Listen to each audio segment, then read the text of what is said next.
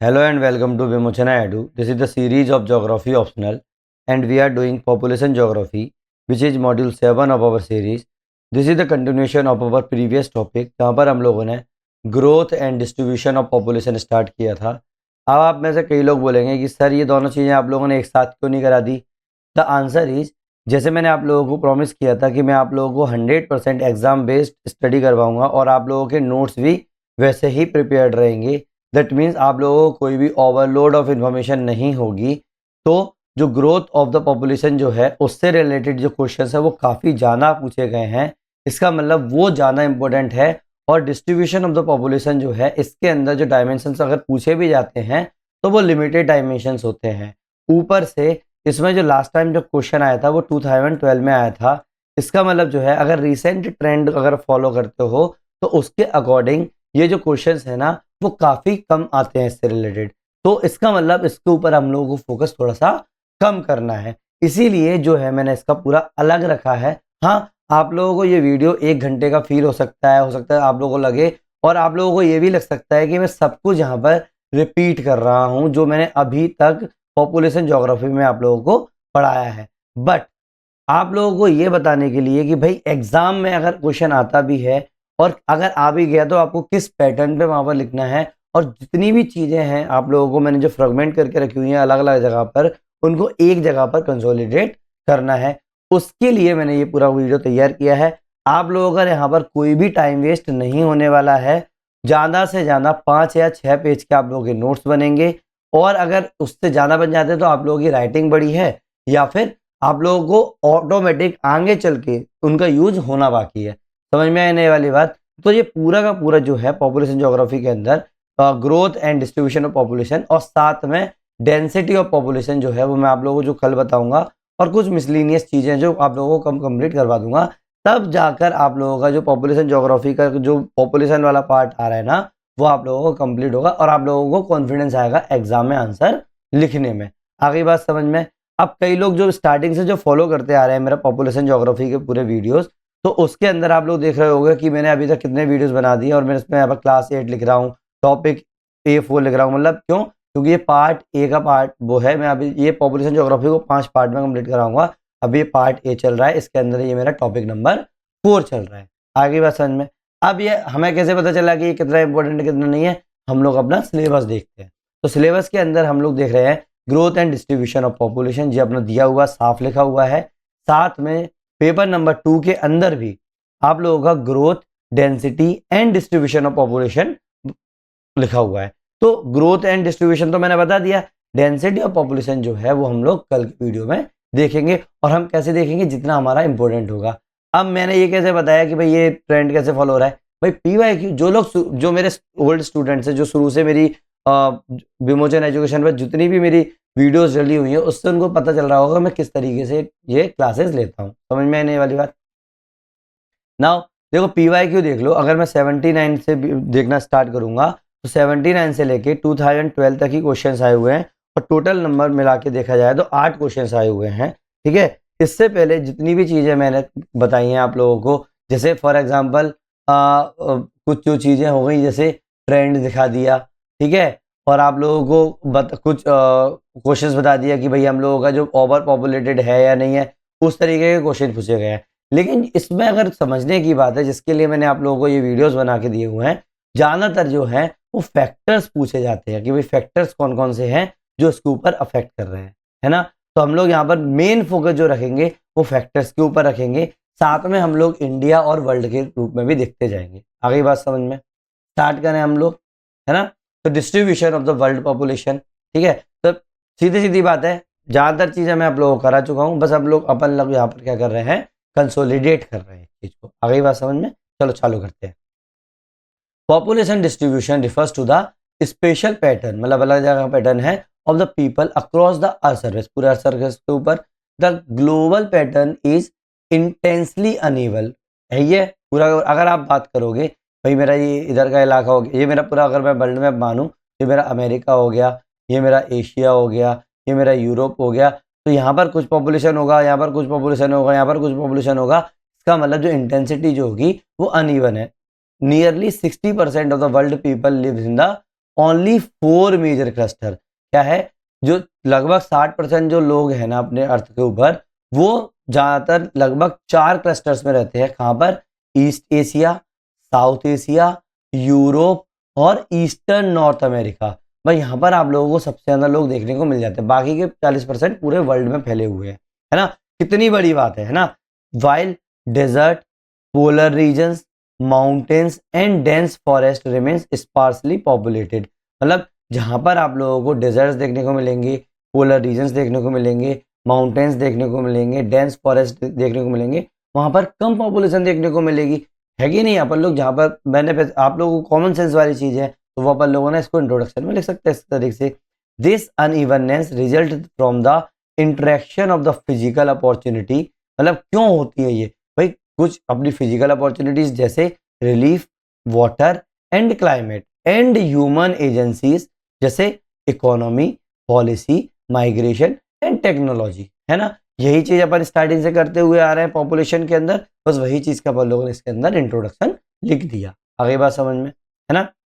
Hand written notes भी लिखे हुए थे मैंने कुछ, तो वही मैंने डाल दिया कि अगर आ जाता है तो वर्ल्ड पॉपुलेशन का डिस्ट्रीब्यूशन डेंसिटी ग्रोथ वाला अगर पार्ट है तो उसके अंदर अपन देखेंगे तो वर्ल्ड इज अनइवनली डिस्ट्रीब्यूटेड। क्या सच में अनइवनली डिस्ट्रीब्यूटेड है भाई? According to the George B Cressey, जैसा मैंने इंट्रोडक्शन में लगा अनइवन है, तो भाई आप लोगों को अगर ज्यादा मार्क्स लेके आने हैं तो आप किसी का नाम तो लिखोगे ना, तो बस वही वाला है कि according to the George B Cressey, Asia has many places where people are few and few places where peoples are many. ये इनने बोला हुआ है कि भाई एशिया में कई जगह ऐसी हैं जहां पर जो लोग हैं वो कम हैं, और जो कुछ कम जगह ऐसी हैं जहां पर लोग बहुत ज्यादा है ना। आगे बात समझ में, तो पैटर्न या पॉपुलेशन डिस्ट्रीब्यूशन जिसको बोल सकते हैं, तो pattern of population distribution and density help us to understand the demographic characteristics of the area. इसको समझने के लिए, इसीलिए तो अपन समझ पाएंगे 90% of the world population lives in 10% of the world land area. मतलब पूरे दुनिया की 90% जो पॉपुलेशन है वो सिर्फ और सिर्फ 10% जो एरिया है वहां पर रह रहा है, जो लैंड एरिया है वहां पर, ठीक है।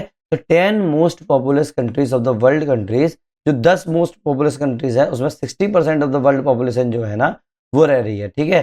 जैसे दीज कंट्रीज आर 6 आर, जिसमें से जो 10 कंट्रीज जो है ना, आई एम सॉरी फॉर दैट, जो जो 10 मोस्ट पॉपुलेटेड कंट्रीज में से 6 जो है ना वो अपनी एशिया के अंदर है।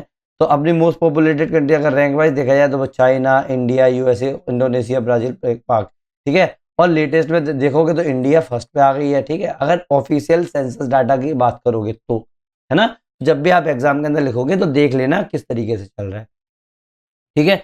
डेंसिटी ऑफ द पॉपुलेशन जो है मैं आप लोगों को नेक्स्ट वीडियो में बताने वाला हूँ, लेकिन मोटा मोटा समझ आओ डेंसिटी होता क्या है भाई, पॉपुलेशन डिवाइडेड बाय एरिया, मतलब person divided by square kilometre. तो मतलब अगर मैं बोलूंगा कि एग्जांपल के तौर पर अगर बात किया जाए तो अगर देखा जाए कि 200 से ज्यादा लोग जो रह रहे हैं 1 स्क्वायर किलोमीटर, वो कहाँ रह रहे हैं?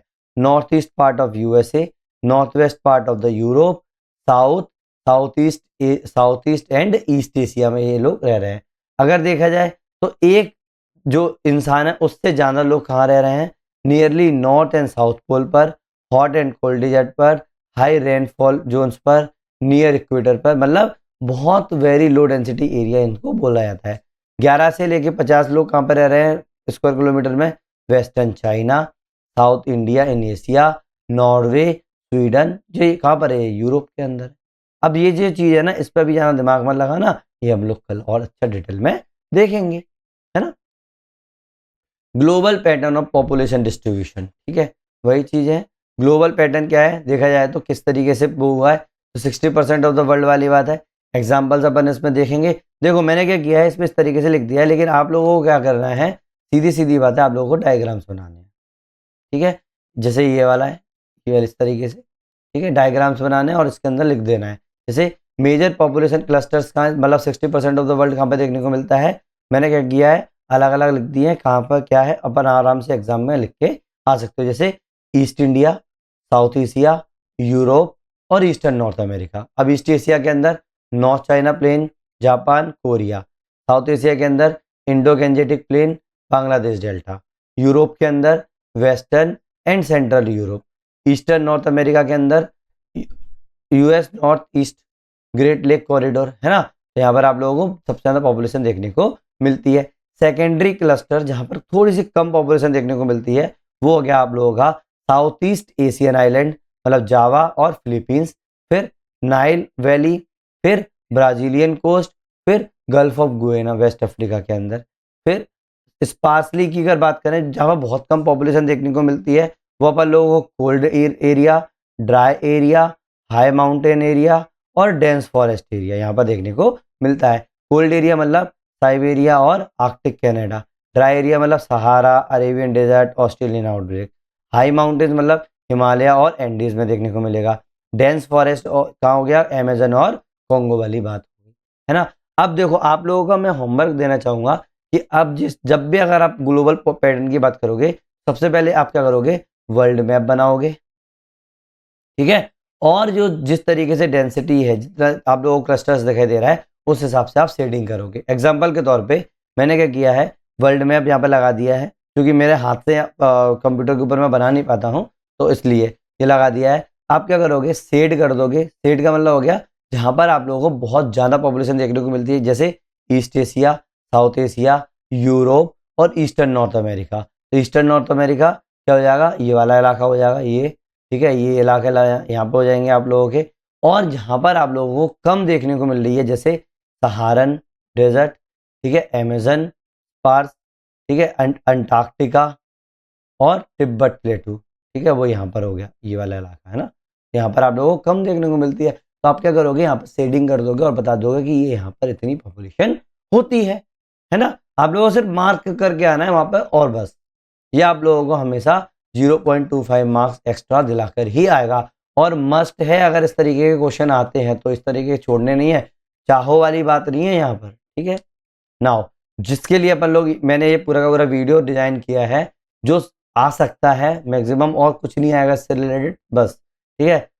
तो क्या हो गया, फैक्टर्स अफेक्टिंग पॉपुलेशन डिस्ट्रीब्यूशन। क्या फैक्टर्स अफेक्टिंग पॉपुलेशन डिस्ट्रीब्यूशन क्या है, देखो सबसे पहले मैं आप लोगों को पहले ही आप लोगों को बता दूं कि आप लोगों को अपने नोट्स किस तरीके से बनाने हैं। यहाँ तो मेरे पास स्लाइड्स में जगह नहीं थी, नहीं तो बहुत छोटा दिखने लगता। क्या करोगे, फैक्टर्स अफेक्टिंग पॉपुलेशन डिस्ट्रीब्यूशन है ना, क्या करोगे, ये लिख लिया टाइटल, फिर आप क्या करोगे इसके अंदर इस तरीके से करोगे, ठीक है, उसके अंदर लिखोगे अलग अलग फैक्टर्स, फिजिकल फैक्टर, ठीक है, सोशल फैक्टर, इकोनॉमिक फैक्टर, जो भी मैं आप लोगों को फैक्टर्स बताऊंगा वो फैक्टर्स लिखोगे, ठीक है। फिर उसके अंदर आप क्या करोगे, ये फैक्टर्स के नाम लिखोगे और उसके अंदर ये चीज़ें लिखते चले जाओगे। तो आप लोगों का क्या हो जाएगा, एक फ्लो चार्ट डायग्राम तैयार हो जाएगा, ठीक है। अगर आप लोगों को ये नहीं करना है, ठीक है, तो क्या करोगे, आप लोग सिर्फ और सिर्फ इसका छोटा सा मिनी वर्जन बना सकते हो कि जिसके अंदर फैक्टर्स लिख लेना, फिर उसके अंदर ये चीज़ें लिख लेना ABC, फिर उसके अंदर आप लोग ये लिख लेना डिटेल अपनी यहाँ पर लिखी हुई है ना, तो वो भी चीज़ ठीक रहेगी। आगे बात समझ में, स्टार्ट करें, चलो करते हैं। पहला फैक्ट हो गया फिजिकल फैक्टर्स। भाई ये फाउंडेशन है अर्ली स्टेट सेटलमेंट का, जो स्टार्टिंग में जो सेटलमेंट होती थी ना, टेक्नोलॉजीज नहीं थी, उसका ये फाउंडेशन था फिजिकल फैक्टर्स। जैसे रिलीफ मतलब टोपोग्राफी, अगर फ्लैट प्लेन्स देखने को अगर मिल जाए कहीं पे तो वहाँ पर हम लोग फार्मिंग कर सकते हैं, ट्रांसपोर्ट आसान होता है, वहाँ पर सिटीज आसानी से बच सकती है। इसका मतलब वहाँ पर हम लोगों को हाई डेंसिटी देखने को मिलेगी, है ना, तो मतलब पॉपुलेशन ज़्यादा होगी। दूसरा रग्ड टेरेन मतलब खराब सी ट्रेन, जहाँ पर आप लोगों को हाई कॉस्ट ऑफ कंस्ट्रक्शन देखने को मिलेगा। कोई भी आप लोगों को चीज़ बनानी, जैसे हिमाचल है ना, वहाँ पर आप लोग मकान बनाओगे तो कंस्ट्रक्शन की कॉस्ट बढ़ जाएगी, इसका मतलब वहाँ पर थोड़ी सी डेंसिटी कम हो जाएगी पॉपुलेशन की। तो ये चीज़ देख लो। दुनिया के अंदर अगर एग्जाम्पल देखोगे तो क्या हो जाएगा, एंडो गैंजेटिक प्लेन है कि नहीं है, नॉर्थ चाइना प्लेन, और अगर ये तो हाई डेंसिटी वाले हो गए, लो डेंसिटी वाली बात हो गई तो हिमालय और रॉकी रीजन, यहाँ पर लो डेंसिटी देखने को मिलती है इसलिए मैंने वर्सेस वाला लगा दिया। इंडिया, अगर अकेला इंडिया का एग्जांपल देखोगे तो UP Bihar plain versus Ladakh और हिमाचल माउंटेन्स वाली बात हो गई, है ना। तो मतलब यहाँ पर हाई डेंसिटी, यहाँ पर लो डेंसिटी। थिंकर कौन है भाई, इनका दिमाग में रखना, Ratzel. Environment shapes the early human pattern, इनने ये चीज बोली है, याद रखना, एग्जाम के अंदर आता है तो ये चीजें लिख के आनी होती है ना। दूसरा फैक्टर है इसके अंदर क्लाइमेट। अगर मॉडरेट क्लाइमेट होगा तो डेंस होगा, कॉमन सेंस लगाओ क्योंकि एग्रीकल्चर और कंफर्ट देखने को मिलता है। एक्सट्रीम क्लाइमेट होगा तो सर्वाइवल कॉस्ट जो होगी वो बढ़ जाएगी, तो स्पार्स देखने को मिलेगा। मतलब डेंस में जो एग्जाम्पल के तौर पे वर्ल्ड का अगर एग्जाम्पल लोगे तो डेंस एरिया कौन से होंगे, यूरोप और जापान। स्पार्स एरिया कौन से हो जाएंगे, सहारा, आर्कटिक और साइबेरिया। इंडिया का एग्जाम्पल लोगे तो केरला कोस्ट वाला इलाका है और जैसलमेर डिजर्ट वाला इलाका है कि नहीं। क्लाइमेट का इफेक्ट पड़ रहा है कि नहीं पड़ रहा है इस पूरे इलाके पे। Next is water availability. भाई पानी ही नहीं होगा तो कैसे रहेगा। मतलब population historically clustered around the rivers, deltas and aquifers. आप लोगों को इंडस वैली सिविलाइजेशन का याद है, वो कहा था नदी के किनारे थी। अभी भी आज के टाइम पे भी अपने इंडिया में ही देख लिया जाए तो इंडो गैंजेटिक प्लेन कहाँ है, नदी के किनारे है ना। तो ऑब्वियस बात है ये पूरा का पूरा हिस्टोरिकली ही चलता जा रहा है। डेंस अगर देखो डेंस कहाँ पर होगा, नाइल, गंगा, ब्रह्मपुत्र, राइन और यांगजे रिवर के पास में। स्पार्स कहाँ देखने को मिलेंगे, सेंट्रल ऑस्ट्रेलिया और अरेबियन इंटीरियर में, जहाँ पर आप लोगों को नदियाँ कम देखने को मिल रही हैं। एग्जाम्पल देखोगे इंडिया में गंगा बेसिन वर्सेस बुंदेलखंड का इलाका, जहाँ पर आप लोगों को पानी की कमी है तो वहाँ पर ऑब्वियसली बात है कम पॉपुलेशन होगी। थिंकर्स कौन हो गए, बिटफॉगल, इनने हाइड्रोलिक सिविलाइजेशन की बात की थी, याद रखना।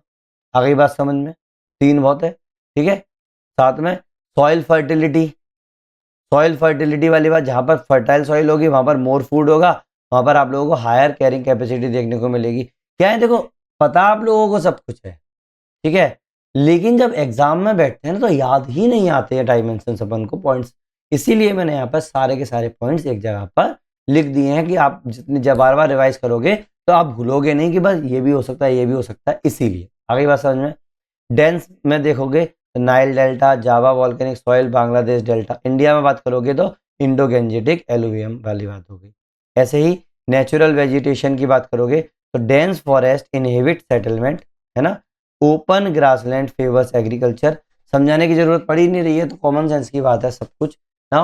ज़्यादा कहाँ पर अलग अलग जगह कम पॉपुलेशन कहाँ देखने को मिलेगी, जैसे अमेजन हो गया, कॉन्गो फॉरेस्ट हो गया, क्या जंगलों में देखने को मिलेगी, नहीं ना। मॉडरेट कहाँ देखने को मिलेगी, सवाना के जंगलों में, है ना। Next is natural hazard. अगर नेचुरल हैजार्ड ज़्यादा आते होंगे तो क्या होगा भाई, area prone to the hazard often have limited distribution, है ना, but economic forces can override. जैसे जापान वाली इलाका हो गया, जापान में कितने ज़्यादा आते हैं लेकिन फिर भी वहाँ पर डेंस देखने को मिलता है हैजार्ड के बावजूद। आगे बात समझ में, है ना। ये अपन लोगों हो गया फैक्टर्स अफेक्टिंग पॉपुलेशन डिस्ट्रीब्यूशन के अंदर फिजिकल फैक्टर। अब सबसे बड़ी गलती स्टूडेंट्स क्या करते हैं कि जब एग्जाम के अंदर पूछा जाता है तो वो फिजिकल फैक्टर्स ही लिख के आ जाते हैं, ठीक है, जो सबसे बड़ा डिजास्टर साबित होता है एग्जाम के लिए। इसीलिए यहाँ पर केवल और केवल फिजिकल फैक्टर्स की बात नहीं होगी, और भी फैक्टर्स होंगे। मैं आप लोगों को लास्ट में बताऊंगा इसके बाद में कि भाई क्यों इतना ज़्यादा प्रॉब्लम्स क्रिएट करते ओनली फिजिकल फैक्टर्स के बारे में, ठीक है। सबसे अब दूसरा फैक्टर देखेंगे, human and economic factors. Human and economic factors ये क्या है, आज के टाइम में डोमिनेट कर रहे हैं मॉडर्न टाइम में। मैंने 10 से 12 फैक्टर्स इसमें लिख दिए हैं। जब एग्जाम में आएगा तो आप 5 से 6 लिख के आना, जिस तरीके से क्वेश्चन पूछा जाएगा। मैक्सिमम जब भी क्वेश्चन पूछते हैं ना यहाँ पर ये लोग, ये 15 और 20 नंबर के क्वेश्चन पूछते हैं, इसीलिए आप लोगों के पास मटेरियल ज़्यादा होना जरूरी है। आगे बात समझ में, चालू करें अपन लोग एक एक से। वही चीज़ है, पहला हो गया एग्रीकल्चरल डेवलपमेंट। ये किसने बोला है भाई, बोर्सोपियन इंटेंसिफिकेशन। मतलब एक थिंकर थे बोर्सोपियन, बोर्सअप, उनने ये चीज़ बोली गई थी, तो इसीलिए बोर्सोपियन इंटेंसिफिकेशन वाली बात आई है एग्रीकल्चर डेवलपमेंट। इसका मतलब ये है अगर प्रोडक्टिविटी बूस्ट हो जाएगी तो हायर कैरिंग कैपेसिटी देखने को मिलेगी, तो इससे क्या हो जाएगा, मेरा हायर डेंसिटी देखने को मिलेगी। ये मैंने कैरिंग कैपेसिटी वगैरह सब बता चुका हूँ आप लोगों को, कोई भी पूरा इसमें मैं आप लोगों को क्यों ज़्यादा एक्सप्लेन नहीं कर रहा हूँ, सब कुछ मैं बता चुका हूँ, बस एक ही जगह हम लोग रख रहे हैं, हर सारे के सारे उठा के एक जगह कंपाइल कर रहे हैं। आगे बात समझ में। एग्जाम्पल, पंजाब में ग्रीन रेवोल्यूशन का जो रीजन था ना, चाहे जावा वाला देख लो, नाइन वैली वाले देख लो, तो वहाँ पर क्या हुआ, आप लोगों का पॉपुलेशन इंक्रीज होने लगी।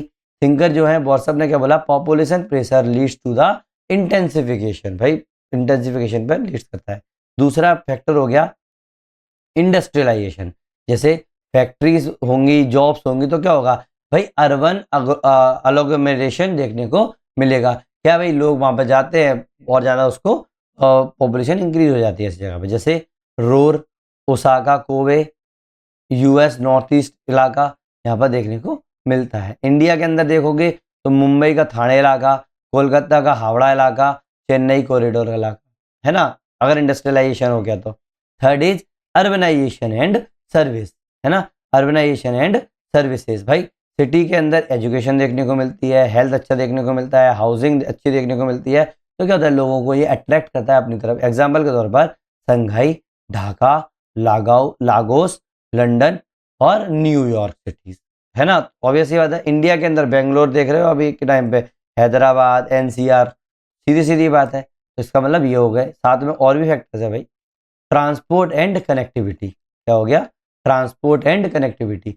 भाई अगर आप लोगों को ट्रांसपोर्ट अच्छा देखने को मिल जाए, जैसे रेल, हाईवे, पोर्ट, ये क्या करेगा, लीनियर पॉपुलेशन कॉरिडोर बना देगा।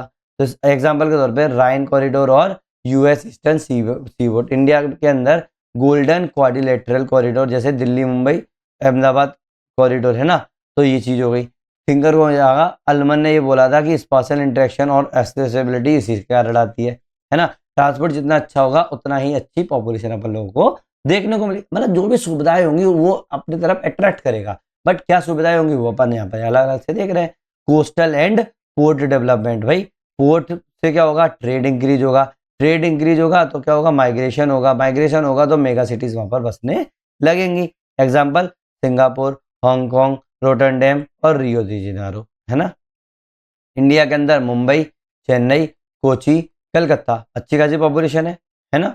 नेक्स्ट इज हिस्टोरिकल या कल्चरल फैक्टर, क्या, हिस्टोरिकल या कल्चरल फैक्टर, ठीक है। एंशिएंट सिविलाइजेशन से क्या होगा, परसिस्टेंट पॉपुलेशन देखने को मिलेगा। भाई पहले से ही रहते आ रहे हैं तो ऑब्वियस ही बात है बढ़ेगी बढ़ेगी, जैसे Indus, Mesopotamia, Nile, yellow river, है ना। Next is political and administrative decisions, जैसे अगर प्लान्ड कैपिटल्स बनाओगे तो पॉपुलेशन शिफ्ट हो जाएगी। एग्जांपल ब्राजीलिया, कॉनवेरा, इस्लामाबाद, है ना। इंडिया के अंदर न्यू दिल्ली, चंडीगढ़ और नया रायपुर, है ना। यहाँ पर आप लोगों को अच्छी खासी देखने को मिलती है। और भी आगे माइग्रेशन, सबसे बड़ी बात ये देखो, माइग्रेशन जब मैं आप लोगों को पूरा टॉपिक बताऊंगा ना तो आप लोगों को ये रेवेंथेंस के लॉ अपने आप समझ में आ जाएंगे, ठीक है। नाउ पुश पुल फोर्स जो है रिडिस्ट्रीब्यूट करता है पॉपुलेशन को। जैसे ग्लोबल में देखोगे तो गल्फ माइग्रेशन हो रहा है, यूएस सनवेल्ट माइग्रेशन हो रहा है। इंडिया के अंदर बिहार, यूपी जो है वो लोग जो है वो दिल्ली, मुंबई, बेंगलोर जा रहे हैं। थिंकर जो है रावेस्तीन, इन्होंने बोला कि माइग्रेशन जो है क्रिएट कर रहा है न्यू पॉपुलेशन नोड्स को, है ना। तो ये बस ये लिख लो, मैं आप लोगों को और अच्छी तरीके से एक्सप्लेन करूंगा।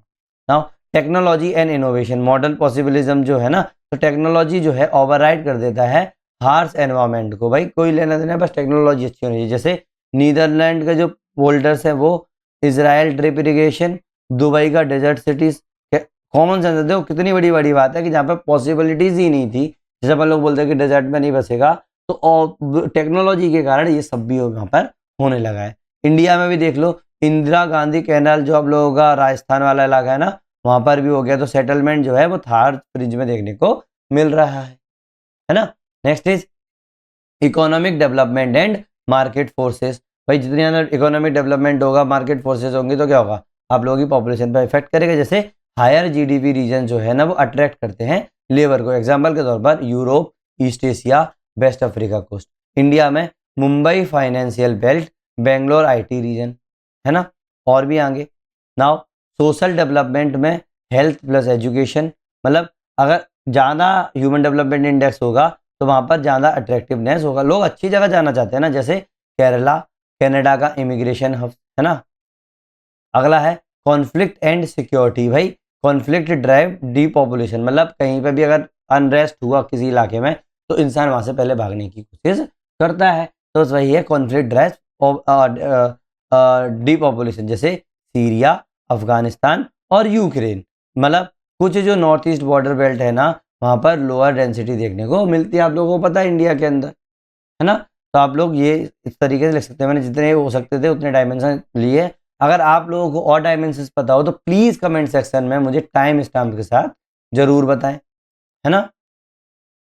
इन्वायरमेंट एंड रिसोर्स अगला फैक्टर है, इन्वायरमेंट एंड रिसोर्स फैक्टर। इसमें ज़्यादा डीप में नहीं लिख रहे, बस यही है कि अगर रिसोर्स अबेंडेंस होगा बहुत ज़्यादा तो माइनिंग टाउन्स जो होंगी जैसे साउथ अफ्रीका और ऑयल वाला इलाका हो गया।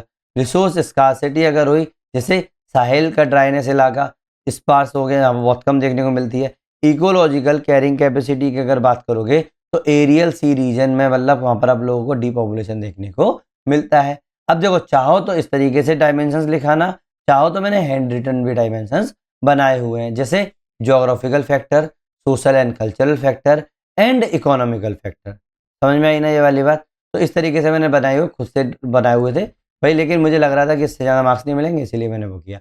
लेकिन आप लोगों को याद करना है तो इस तरीके से आप डायग्राम बना सकते हो। जैसे ज्योग्राफिकल फैक्टर में अवेलेबिलिटी ऑफ वाटर में near fresh water, land form में प्लेन जेंटल स्लोप, क्लाइमेट में कंफर्टेबल क्लाइमेट होना चाहिए, कोई एक्सट्रीम नहीं होना चाहिए, सॉइल जो होनी चाहिए वो फर्टाइल सॉइल होनी चाहिए।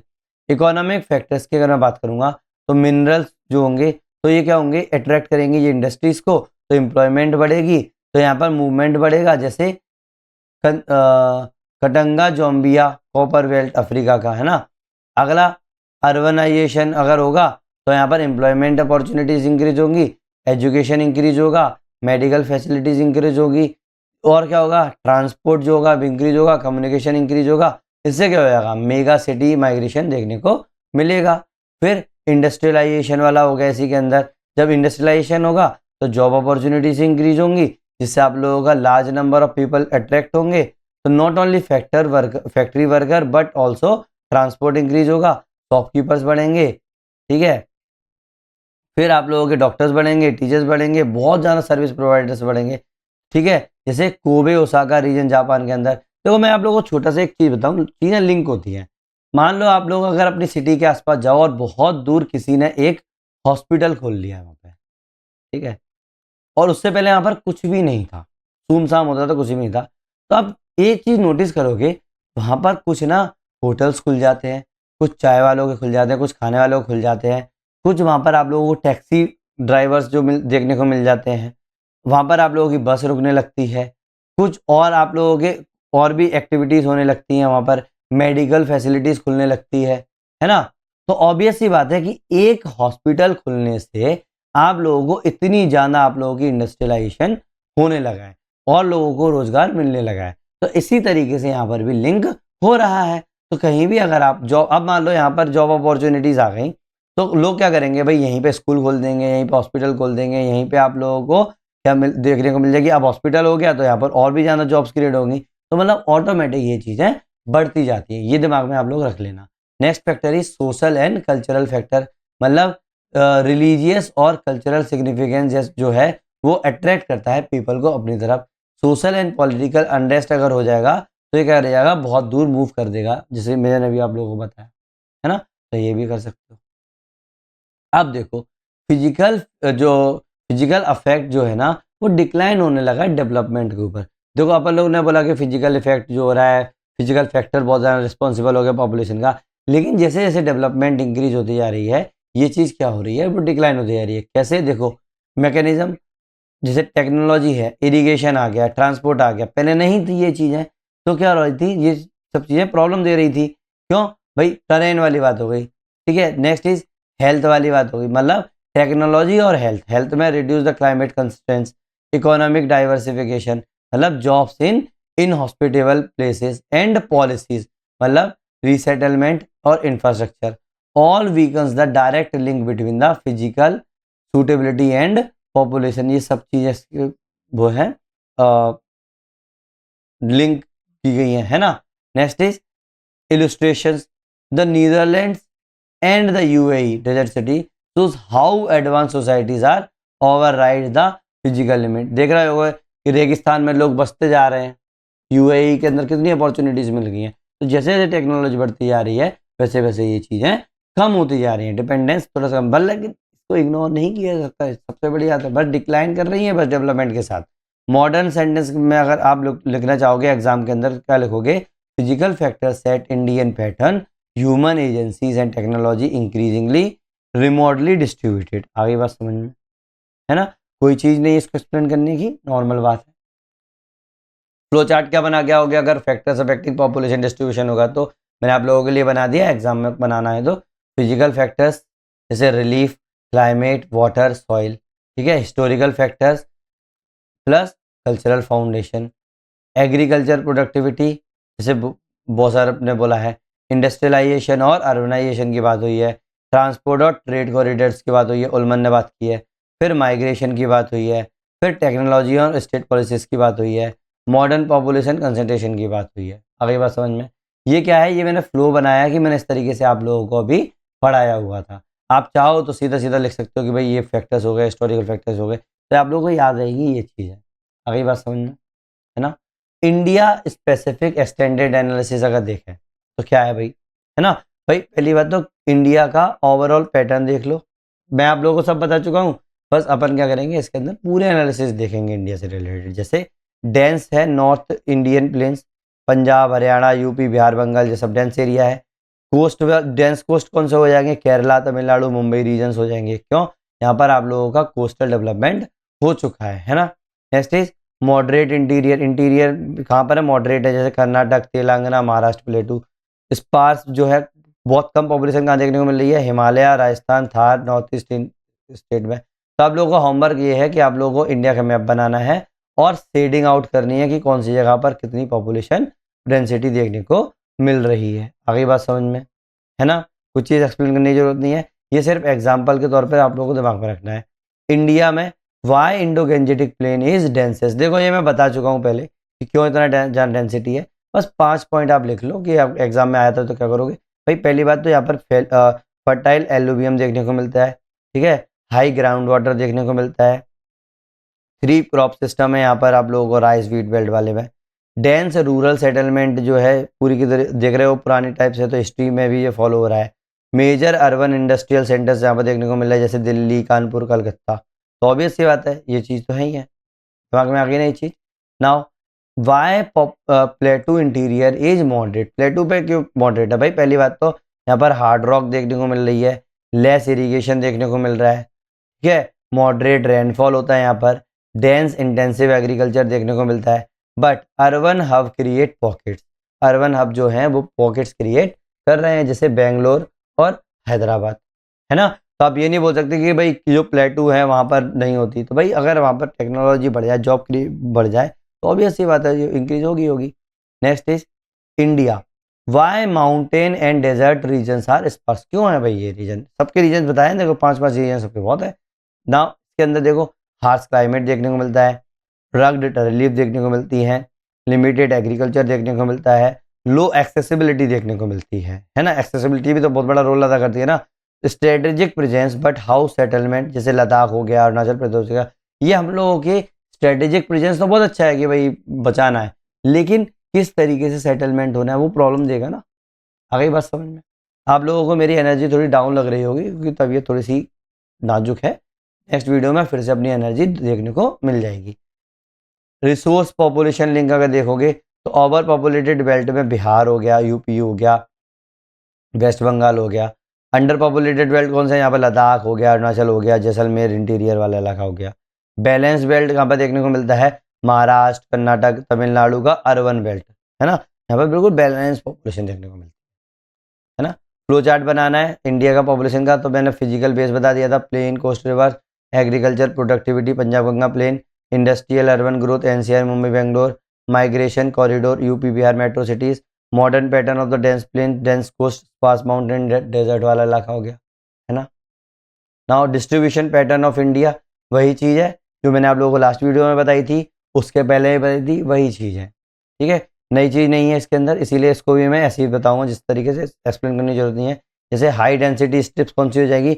इंडो गेंजेटिक प्लेन, जैसे पंजाब से लेके वेस्ट बंगाल तक, fertile irrigation, early agriculture, urban control, वही चीज़ हो गई।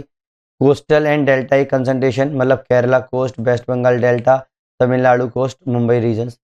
पेनिनसुलर प्लेटू की अगर मैं बात करूंगा और इंटीरियर की बात करूंगा तो generally lower density Deccan plateau except pocket around the cities, Hyderabad, Bengaluru, है ना।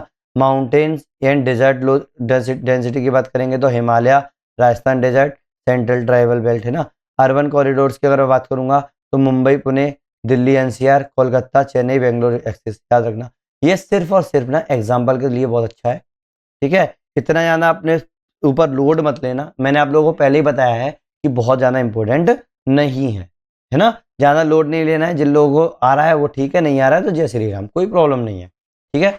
डायग्राम देखो, इस तरीके से आप, ये होमवर्क है आप लोगों का, आप लोगों को मैप बनाना है, उसके अंदर क्या करना है, इंडिया के आउटलाइन के अंदर क्या करना है, जहां पर आप लोगों को पॉपुलेशन यहाँ देखने को मिल रही है, मैंने आप लोगों को पहले ही बताया था, जैसे इंडो गैंजेटिक प्लेन, ठीक है, आप लोगों का केरला, तमिलनाडु और मुंबई वाला कोस्ट जो इलाका है ना, यहाँ पर क्या होगा आप लोगों का, बहुत ज़्यादा हाई डेंसिटी देखने को मिलेगी। मीडियम डेंसिटी कहाँ पर देखने को मिलेगी, दक्कन प्लेटू सिटीज़ में, ये वाला इलाका, ठीक है। हिमालय में बहुत लाइट देखने को मिलेगा, ठीक है, जो हिमालय रीजन हो गया यहाँ पर लाइट देखने को मिल जाएगी। राजस्थान का इलाका है, यहाँ पर लाइट देखने को मिलेगा। फिर नॉर्थ ईस्ट हिल जो है, यहाँ पर लाइट पॉपुलेशन देखने को मिलेगी। बस वहाँ पर इस तरीके से डायग्राम बना देना। आ गई बात समझ में, है ना। कंटेम्प्रेरी एग्जाम जो अपने एग्जाम के लिए इम्पोर्टेंट होते हैं वो देख लो भाई। अर्बन टोटल फर्टिलिटी रेट जो है वो एक्सट्रीमली लो है, कहाँ पर, बेंगलोर दिल्ली के अंदर 1.3 से 1.7, ठीक है। हाई इकोनॉमिक कंसंट्रेशन अपन लोगों को देखने को मिल जाता है ऐसे इलाकों में। मैंने आप लोगों को लास्ट टाइम भी बताया था। लेबर शॉर्टेज जो है वो साउथ इंडिया में है, क्यों, क्योंकि माइग्रेशन कॉरिडोर्स जो है एक्सपांड कर रहे हैं। क्यों वहाँ पर लेबर शॉर्टेज क्यों है, क्योंकि पॉपुलेशन डेंसिटी कम है।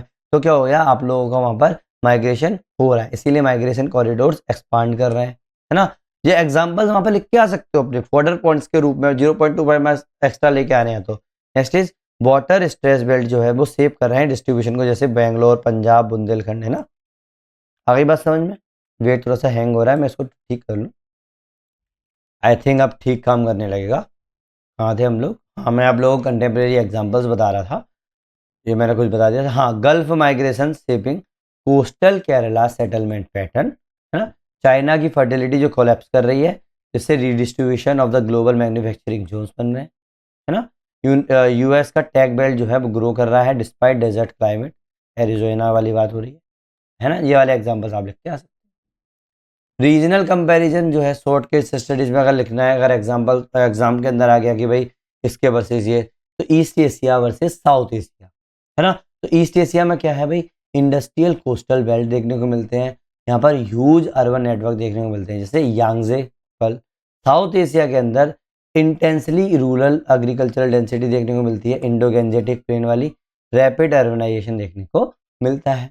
यूरोप वर्सेस अफ्रीका की अगर मैं बात करूंगा, तो यूरोप के अंदर मॉडरेट डेंसिटी देखने को मिलती है बट हाईली अनबाइस्ड, ठीक है। Population concentrated in the temperate lowland देखने को मिलता है। आगे बात समझ में।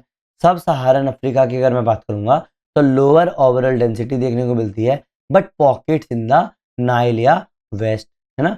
अफ्रीकन कोस्ट की अगर मैं बात करूं, तो ट्रॉपिकल डिसीज और एनवायरमेंट देखने को मिलता है। लेट लेट अर्बन देखने को मिलता है, क्या अर्बन इंडस्ट्रियल डेवलपमेंट होता है, जिससे आप लोगों को डेंसिटी जो होती है आप लोगों की रिस्ट्रिक्ट होती है। आगे बात समझ में, है ना। इसी तरीके से अमेरिका की बात करोगे, चाहे नॉर्थ और साउथ में, उसमें भी देख लोगे, तो नॉर्थ अमेरिका में पॉपुलेशन जो है कंसंट्रेटेड कहाँ पर है, ईस्टर्न पे और ग्रेट लेक्स कॉरिडोर पर। लार्ज इंटीरियर जो है वहाँ पर आप लोगों को लो डेंसिटी देखने को मिलता है, जैसे प्रेरी और माउंटेन्स वहाँ पर, इसीलिए, है ना। साउथ अमेरिका में कोस्टल कंसंट्रेशन देखने को मिलता है, ब्राजीलियन कोस्ट और अमेजन इंटीरियर में देखने को मिलता है, स्पार्सली पॉपुलेटेड, है ना। मतलब अमेजन का जो इलाका है ना, वहाँ पर लोग कम रह रहे हैं, है ना। नाउ साउथ कॉन्टिनेंट सिमिलरिटीज की अगर, सदर्न कॉन्टिनेंट की अगर सिमिलरिटीज की अगर देखें, तो क्या देखोगे, सदर्न कॉन्टिनेंट जो है, parts of Africa, south America, Australia, इनमें क्या सिमिलरिटीज देखने को मिलती है भाई। पहली बात तो coastal concentration and interior sparsity देखने को मिल रही है। Coast have ports, better climate, interior have desert and forest. Resource जो है, रिसोर्स ड्रिवन पॉकेट्स कहाँ पर देखने को मिलेगी, जैसे mining towns, river valleys, but low overall population यहाँ पर देखने को मिल रही है। हिस्टोरिक कॉलोनाइजेशन पैटर्न जो है, वहाँ पर क्या देखने को मिल रहा है, यूरोपियन सेटलमेंट फेवर्स कोस्ट, इससे क्या होगा, लॉन्ग टर्म कोस्टल अर्बनाइजेशन देखने को मिलता है। आ गई बात समझ में, है ना। अगर नहीं आ रही है तो एक बार कमेंट सेक्शन में मुझे बता देना। वैसे सिंपल है, कुछ भी नहीं है इसके अंदर, जो अपन ने पढ़ा है बस वही कर रहे हैं, एग्जाम्पल्स ले रहे हैं, ज़्यादा लोड नहीं लेना है इसके अंदर, है ना। एग्जाम के अंदर अगर लिखना है तो बिल्कुल इतने सारे तो लिखोगे नहीं, तो बिल्कुल छोटी सी केस स्टडीज लिखवा दी, जैसे ईस्ट एशिया जो है वहाँ पर फर्टाइल प्लेन्स देखने को मिलते हैं और इंडस्ट्रीज देखने को मिलती है, ऊपर से कोस्ट देखने को मिलता है। साउथ एशिया जो है वहाँ पर आप लोगों को एग्रीकल्चर इंटेंसिटी अच्छी खासी देखने को मिलती है और हाई फर्टिलिटी देखने को मिलती है। यूरोप के अंदर टेम्परेट क्लाइमेट देखने को मिलता है और इंडस्ट्रियल हिस्ट्री देखने को मिलती है। वेस्ट अफ्रीका में कोस्टल कंसंट्रेशन देखने को मिलता है ना। वेट थोड़ा सा, हाँ, साउथ अमेरिका में coastal Brazil versus Amazon interior देखने को मिलता है। सदर्न कॉन्टिनेंट सिमिलरिटी जो और में क्या देखेगा, कोस्ट डेंस है, इंटीरियर स्पार्स है। तो ये सब चीज़ें क्या होगी आप लोगों को, ये देखो चाहे कुछ भी आप लाइट ले लो, इस चीज़ को बहुत अच्छी तरीके से दिमाग में रख लो कि कोई भी अगर कोई चीज़ आती है तो आप मोटा मोटा कहीं से भी खींच के इसको यूज़ कर सकते हो किसी भी जगह पर, चाहे आप लोगों का जनरल स्टडीज़ हो, चाहे आप लोगों का ऑप्शनल एग्जाम हो, चाहे आप लोगों को इंटरव्यू में कोई बात बोलनी हो और कहीं से भी कोई भी क्वेश्चन आए, नॉट ओनली पॉपुलेशन रिलेटेड, कहीं से भी आप बस माइंड लगा के उसको लिंक करके ये यूज करके आ सकते हो, है ना। लास्ट में अपन इसको कंक्लूड कर सकते हैं, एग्जाम के अंदर कंक्लूजन लिखना है तो population distribution is shaped by the physical opportunity, historical settlement and modern economic factor. As societies advancement, human and economic factor increasingly overshadows physical constraints, yet physical factors still provide the foundational map. Thus, global and Indian distribution reflects a transitional from the determinism से possibilism, techno-economical shaping. याद है आप लोगों को मैंने बताया था ये सब चीजें, है ना। तो बस वही चीज हो गई। कहाँ बताई थी, पर्सपेक्टिव्स इन ह्यूमन ज्योग्राफी के अंदर, है ना। जो लोग ने वो मॉड्यूल नहीं किया है वो कर लेना, ठीक है। फाइनल एग्जाम रिमाइंडर, एक लाइन में बिल्कुल याद रखना है, पूरा का पूरा अपन ने जितना पढ़ा है उसका सार क्या है। As societies become more advance, the direct effect of the physical factors on distribution decline, because human agencies जैसे technology, economy, policy and migration increasingly determines where people live. बिल्कुल डिटरमाइन करते हैं कहाँ पर लोग रहते हैं। आगे बात समझ में, है ना। तो देखो इस पर अपन और ज़्यादा फोकस नहीं करेंगे, होमवर्क जरूर कर लेना भाई। फ्लो चार्ट बनाना है, डायग्राम्स जो मैंने आप लोगों को अभी लेक्चर के बीच में बोले थे कि बनाना है तो बनाना है। अगर नहीं आता है तो मुझे आप कमेंट सेक्शन में लिख देना टाइम स्टैम्प के साथ कि सर मुझे नहीं आ रहा है, लेकिन उससे पहले आप मुझे मेल करना कि आपने क्या ट्राई किया। आगे बात समझ में, है ना। और ये वाले जो क्वेश्चन है उसको अटेम्प्ट कर लेना, ज़्यादा नहीं तो केवल एक वैसे कर लेना, नहीं तो फैक्टर्स अफेक्टिंग, है ना। बस इतने जरूर, और नहीं भी करो अगर इसमें आप क्वेश्चन अटेम्प्ट तो भी कोई प्रॉब्लम नहीं है, क्योंकि ये बहुत कम चांसेस है कि ये आता है। आगे बात समझ में, है ना। तो नेक्स्ट वीडियो जो होगा ना वो हम लोगों का डेंसिटी ऑफ पॉपुलेशन का होगा। और अगर इसी के अंदर मेरे पास टाइम, इफ टाइम परमिट्स, अगर मेरा डेंसिटी ऑफ पॉपुलेशन मैंने अगर 30 मिनट में कंप्लीट कर लिया तो मैं क्या करूँगा, अपने हैंड रिटन नोट्स जो हैं वो आप लोगों को इसमें करवा दूंगा, जिसमें आप लोगों को एज पिरामिड वाला जो है पोर्शन करवा दूंगा, ठीक है। कोई भी ओवरलोड ऑफ इन्फॉर्मेशन नहीं देखने को मिलेगी। जो लोग ये सोच कर आ रहे हैं कि अरे मैं तो बहुत ज़्यादा मास्टर बन जाऊंगा इसके अंदर, तो I am sorry for them, I feel pity for them, ठीक है। मैं सिर्फ ये बोल सकता हूँ, ठीक है। तो अगर 1% भी आप लोगों को लगता है कि मैंने आप लोगों की हेल्प की है, आप लोगों के नोट्स अच्छे बन रहे हैं, तो प्लीज़ लाइक करो, शेयर करो और सब्सक्राइब करो। आप लोगों का सपोर्ट ही पूरे के पूरी जो ज्योग्राफी ऑप्शनल की जो सीरीज है उसको फ्री में अवेलेबल करवाएगा इस यूट्यूब चैनल पर। थैंक यू वेरी मच, मिलते हैं नेक्स्ट वीडियो में।